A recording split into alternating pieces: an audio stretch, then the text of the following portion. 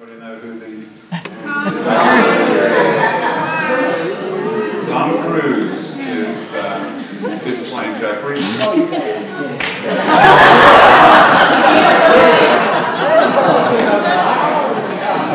Well, I mean, the Tom Cruise issue is incredibly interesting to me because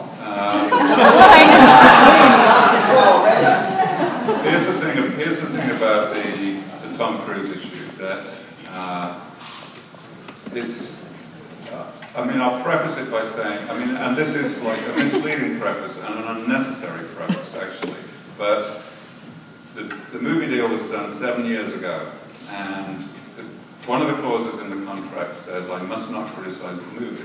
But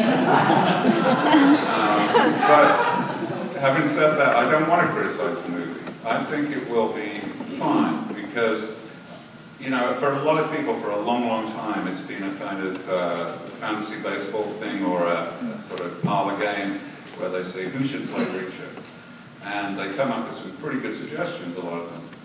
Except that those are basically, it is a fantasy, because that's not how movies are made. You don't just say, you know what, I think I'll have this guy. It just doesn't work like that. What happens in reality is you've got to look at who wants to play the part and who can play the part. And there are a relatively small number of people that can do that. And in the case of the Reacher movies, for 7 years, Tom Cruise wanted to do it.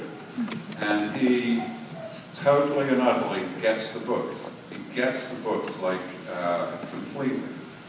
And on top of that, he has got the kind of acting technique that can transfer 100% of what's in his head to the screen. And that's a pretty rare thing for actors. That's the long and short of acting talent is, can you get what's in your head on the screen, yes or no? And he can. He can portray what he wants to perfectly. So with Cruise, we're going to get 100% Reacher, except we're only going to get 90% of the height.